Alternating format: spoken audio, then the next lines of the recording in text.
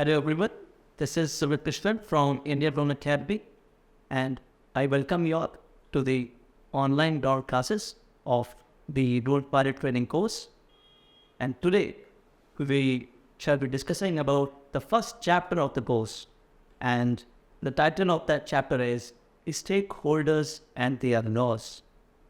In this chapter, basically, we will be discussing about rules, regulations, policies, guidelines, which are issued by international civil aviation bodies as well as national agencies or bodies.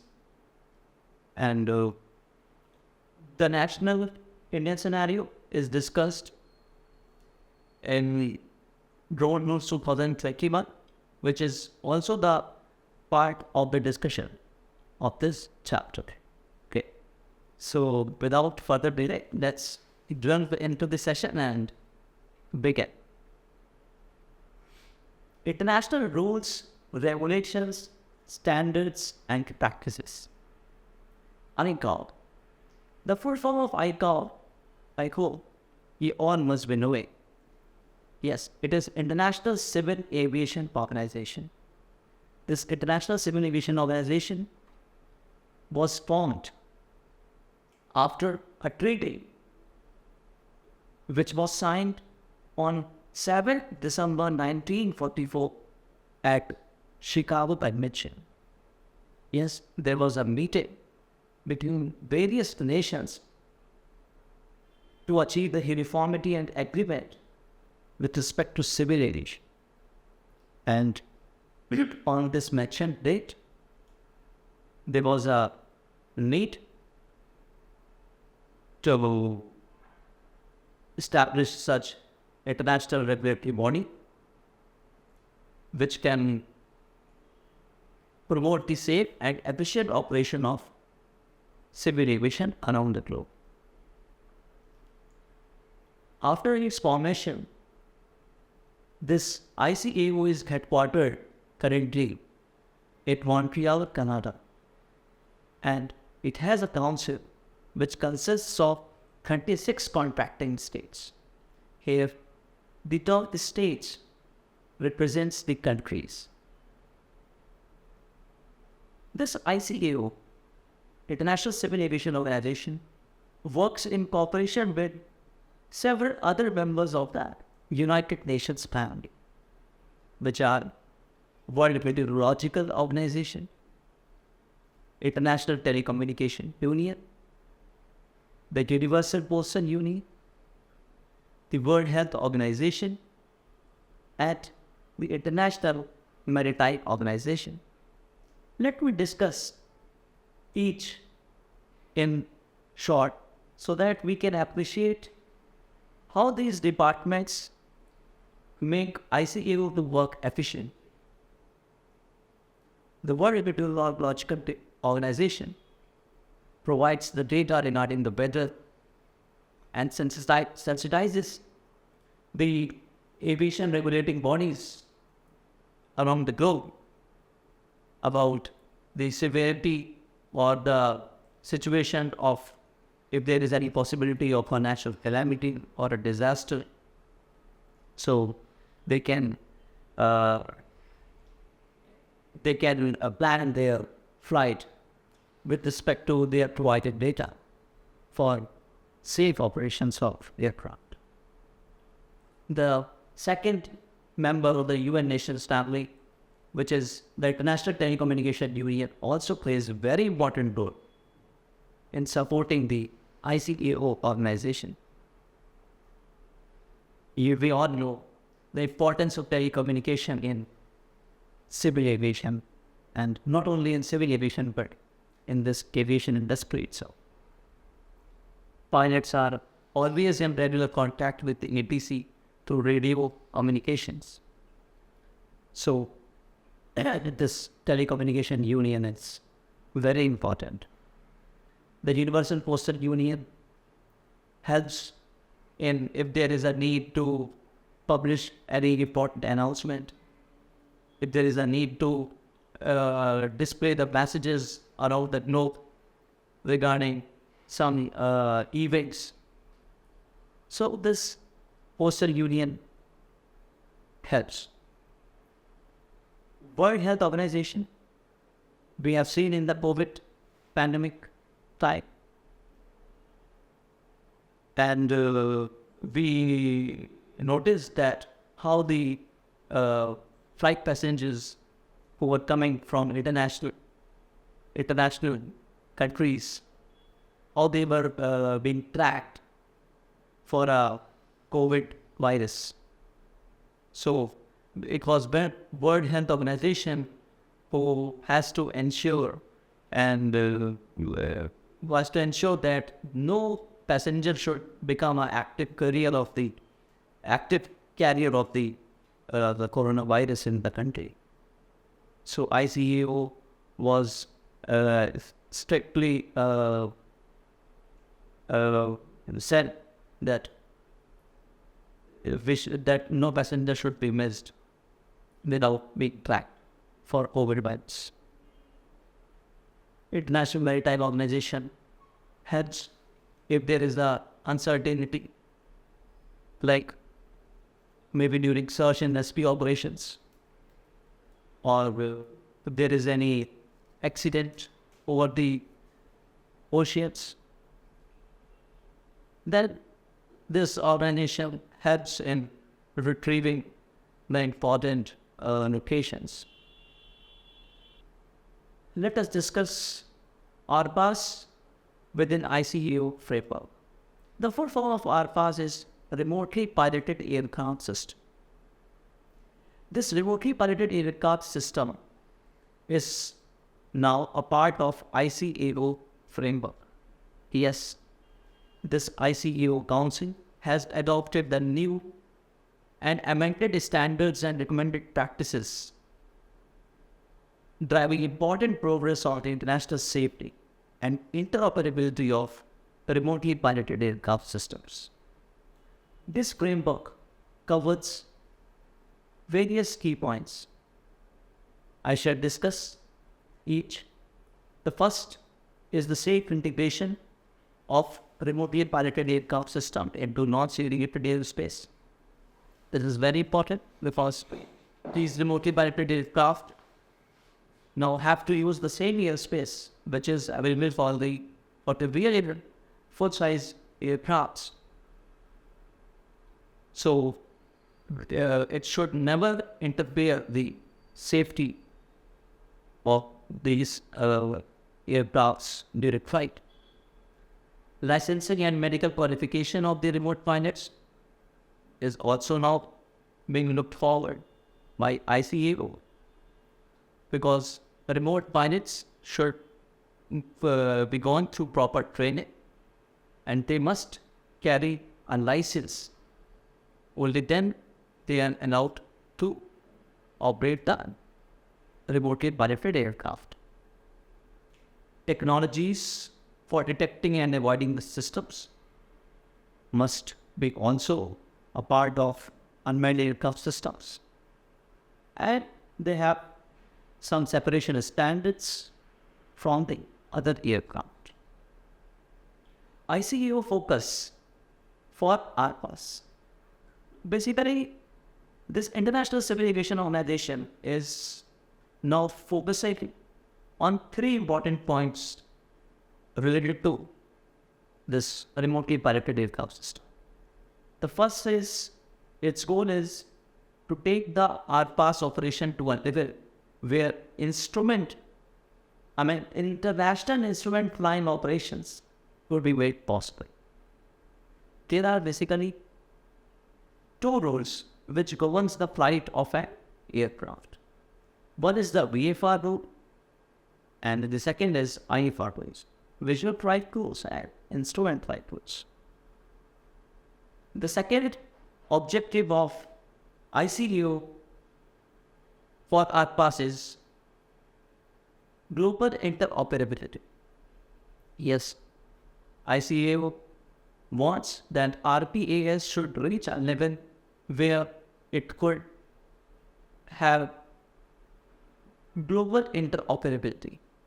Means, say, if any countries a drone or unmanned aerial vehicle is issued an airworthiness certificate. So that airworthiness certificate should be acceptable by any nation on the globe. Our pass operator certificate should also be acceptable, and remote pilot license. Then, and the third focus is national authority focus, which is also from its name itself. It's associated with the same points. Remotely piloted aircraft systems panel. In the year 2014, the RPAS panel was approved by Air Navigation Commission, and such panel was approved to meet the objectives of International Civil Aviation Organization. The panel collaborates with ICAO experts from various groups. The remotely piloted aircraft system panel develops the ICAO standards, procedures, and guidance materials for the remotely piloted aircraft systems. This ensures the safe, secure, and efficient integration of remotely piloted aircraft operations into non-segregated airspace and aerodromes. The panel is composed of experts who are involved in air traffic management department, airworthiness, detect and avoid or surveillance systems, human performance, personal licensing, RPAS operations, safety management systems, and telecommunication at ATC, air traffic control. Interdependencies. The collaborative efforts extend beyond panels of the Air Navigation Commission to include Legal Committee, Committee on Aviation, Environmental Protection, Aviation Security Panel, Air Navigation Services Economics Panel, and the Aerodromes Economics Panel. Civil Aviation Requirements. This is the full form for CAR. In India, the CAR is issued by the Directorate General of Civil Aviation. The civil aviation requirements for remotely piloted aircraft system was issued under the provisions of Rule 15A and Rule 133A of the Aircraft Rules 1937. DGCA stands for Directorate General of Civil Aviation, and it is the principal regulatory body in the field of civil aviation headquartered in New Delhi. It deals with the safety issues and is responsible for the regulation of air transport services to India, which are from India or within India. And it is also responsible for the enforcement of civil air regulations, air safety, and airworthiness standards. Act and rules. The Aircraft Act 1934 is the first law which was passed in India to regulate the civil aviation industry and make better provisions for the control of manufacturing, possession, use, operation, sale, import, and export of an aircraft. Aircraft Rules 1937. Under the Aircraft Act 1934 applies to the aircrafts which are registered in India, aircraft operators in India, as well as aircraft which are for the time being flying through or over Indian airspace. Drone Rules 2021 was published on 25th August 2021, And these rules were required under Section 14 of the Aircraft Act 1934. Then came the amendments to the Drone Rules 2021, and this set was published on 11th February 2022. Drone rules are very important to note the rules, regulations which one has to follow while operating the unmanned aircraft systems. Let us now discuss the categorization of unmanned aircraft system. And this particular portion of this lecture is very important because many people get messed up with categorization, subcategorization, and the classification of unmanned aircraft systems. So please focus here. The unmanned aircraft systems are basically categorized into following three categories. The first one is the aeroplane, which is a fixed wing type of drone. The second category is a rotorcraft category, and the third category is hybrid unmanned aircraft systems. The subcategorization of unmanned aircraft systems are as follows. The first subcategory is remotely piloted aircraft system. The second is the modern remotely piloted aircraft system. And the third subcategory of UAS is the autonomous unmanned aircraft system. Now we shall discuss the classification of unmanned aircraft system. Basically, the classification of unmanned aircrafts are done into 5 types. The first one is the nano category, unmanned aircraft system. Any drone that weighs less than or equal to 250 grams is classified as nano unmanned aircraft system. The micro unmanned aircraft system is the type of drone that weighs more than 250 grams but less than or equal to 2 kilograms. Then the third classification is small unmanned aircraft system. The one which weighs more than 2 kilograms but less than or equal to 25 kilograms. The fourth classification is medium unmanned aircraft system. This weighs more than 25 kilograms but less than or equal to 150 kilograms. The last but not least is the fifth classification named as large unmanned aircraft system, and any drone that weighs more than 150 kilograms is classified as large unmanned aircraft system. Let us discuss the type certification of drones. Now, what is meant by this type certification? See, type certification basically means if the manufacturer has developed a drone, then somebody must be there now as a authority who should identify the manufactured drone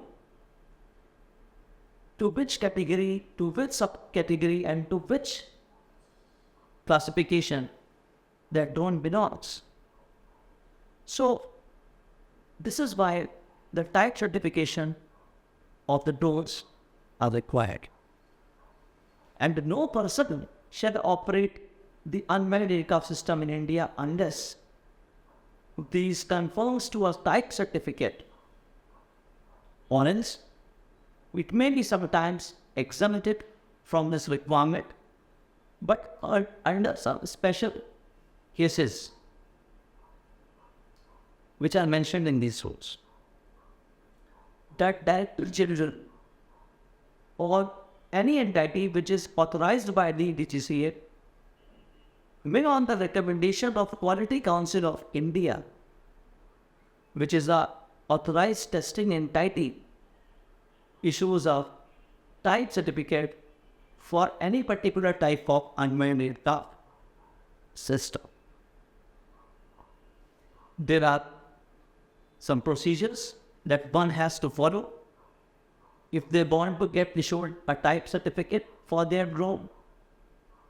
There is a form D1 which is available on Digital Sky platform, and this form should be submitted as an application along with the fees which are mentioned in Drone Rules 46. Some other details are required along with this form, like particulars of the applicant, details and required documents in respect of the prototype unmanned aircraft system, and the prototype unmanned aircraft system shall also be physically handed over to the authorized testing entity, who will conduct some test on your drone, and then they will follow up with DGCA to recommend it for a type certificate. Within 60 days from the date of receipt of application, the Quality Council of India submits the test report to the DGCA, and on the basis of this test report, if satisfied, the DGCA may issue a type certificate within 15 days of receiving such test reports. Mandatory safety features. There are some mandatory safety features which must be there in your drone which you are going to get issued a type certificate for it. The first mandatory feature is no permission, no takeoff, hardware and firmware. Second is the real-time tracking beacon that communicates the unmanned aircraft system location, altitude, speed, and the UIN number. And the third one is geofencing capability. Currently, it is the geofencing capability which is currently active in the drone. No permission, no takeoff, and the other feature will be shown in the enable mode in the drones. Exemptions from the obtaining type certificate in certain cases. There is no type certificate which shall be required for manufacturing or importing an unmanned aircraft system. However, if your drone weighs above nano unmanned aircraft system, or if it is not a modern remotely piloted aircraft, then type certification is mandatory. So any drone above 250 grams needs a type certification. Also,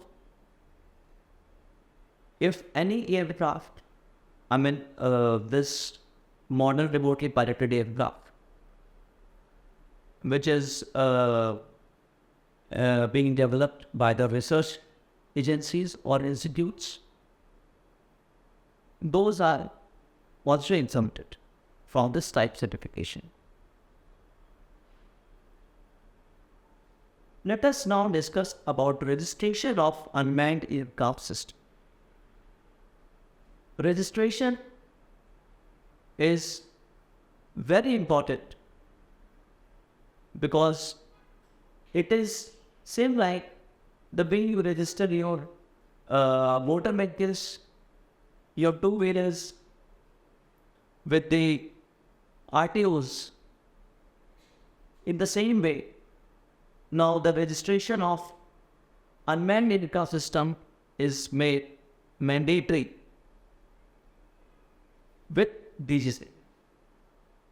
There is a form D2 which is available on the Digital Sky platform, and it should be filled as an application for getting your drone registered with DGCA. And according to this drone rules, no person should operate this unmanned aircraft system without first registering it on Digital Sky and obtaining a UAM. So once your unmanned aircraft system is registered, your drone will have a unique identification number as its identity. The application and procedure for registration is as follows. The Form D2 on Digital Sky platform will be submitted as an application along with the fees as per drone rules 46. And the Digital Sky platform shall verify these details and issue a unique identification number to the applicant. For registration, the drone user can only move when their drones have a valid type certificate. Transfer and deregistration of unmanned aircraft system. Yes, if someone who is a drone user wants to transfer his registration to somebody for any reason, or maybe he would like to deregister his name from his drone in the event of, let's say, when his UAV was missing, or maybe it is now no more functional, then he can deregister his name. And the application which is to be filled is through Form D3 available on the Digital Sky platform. This Form D3 has to be submitted along with the fees mentioned in the Drone Rules 46,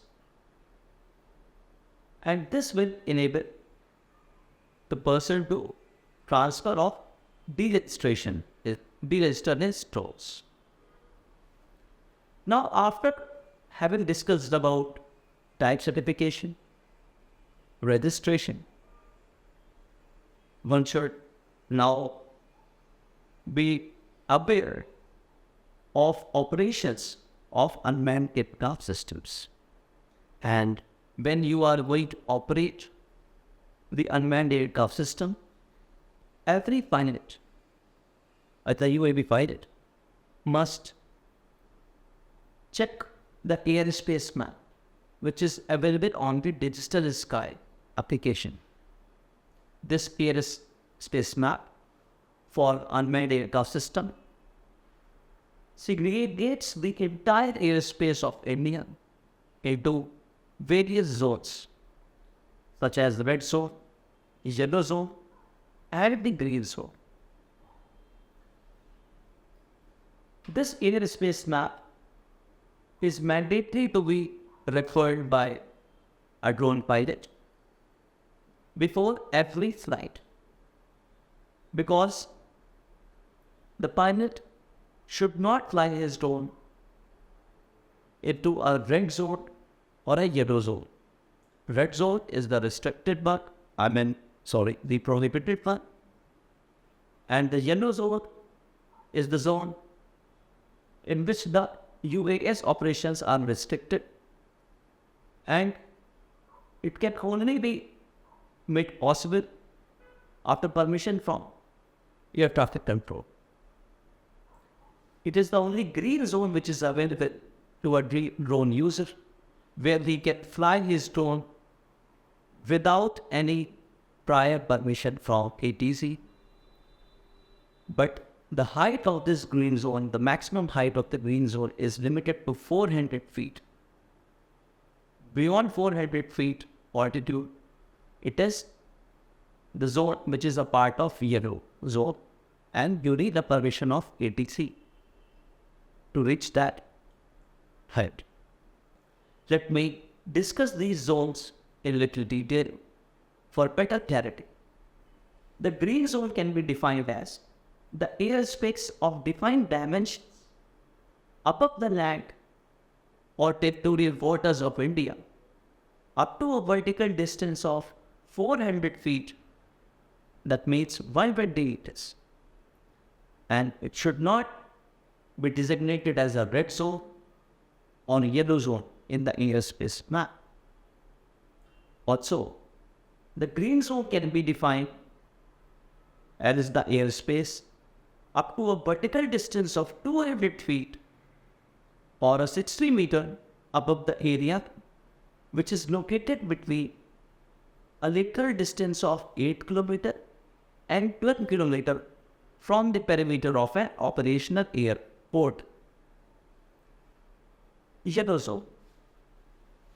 Yellow zone can be defined as the airspace of defined dimensions above the land areas or territorial waters of India in which the UAS operations are restricted and shall require permission from the concerned air traffic control authority. I have also mentioned the airspace above 400 feet in the designated green zone is a part of yellow zone. The yellow zone is also defined as the airspace above 200 feet or 60 meters of height over the area which is located between the lateral distance of 8 to 12 km from the perimeter of an operational airport. Now, let us discuss about red zone. The airspace of defined dimensions above the land areas or territorial waters of India or any installation or notified quad limits specified by the central government beyond the territorial waters of India, within which unmanned aircraft system operations shall be permitted only by the central government. In this figure, we can see the airport is being shown here at the very center, and from the perimeter of this airport up to a distance of 5 km, it is the red zone. From 5 km to a lateral distance of 8 km is a yellow zone, which is also known as yellow zone inner. From 8 km to the lateral distance of 12 km is designated here as a yellow zone outer. And after 12 km of the perimeter from the operational airport, we have a green zone. Remote pilot certificate. No individual other than a holder of a valid RPC enlisted on the Digital Sky platform shall operate an unmanned aircraft system. As per road rules, the RPC has been made mandatory document if someone wants to fly the drone legally in India. And the eligibility to obtain this remote pilot certification or license, you can say,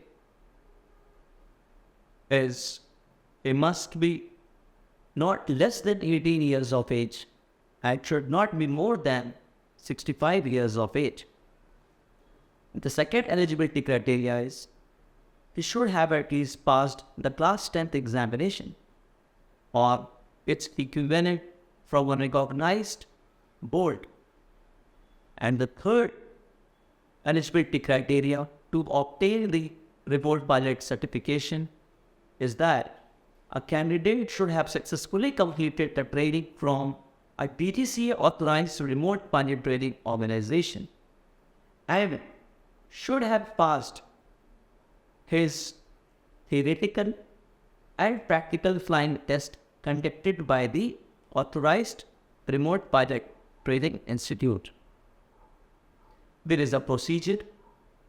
After you are eligible, you can go through these steps and training, and then your application shall be made by the remote pilot training organization on Digital Sky application within 7 days of the completion of your training, and the remote pilot certificate then will be issued through the Digital Sky platform. Last but not least, the insurance is also very important and has made mandatory in road rules 2020. The provisions of Motor Vehicles Act 1988 and the rules which are made under the same act are applicable to the third-party insurance of unmanned aircraft system and compensation in case of any damage to the life or any property caused by your unmanned aircraft system. So with this, I would like to thank you all for your patience listening and paying attention in understanding the chapter 1 of the course. The rest chapters will follow you very shortly. Thank you.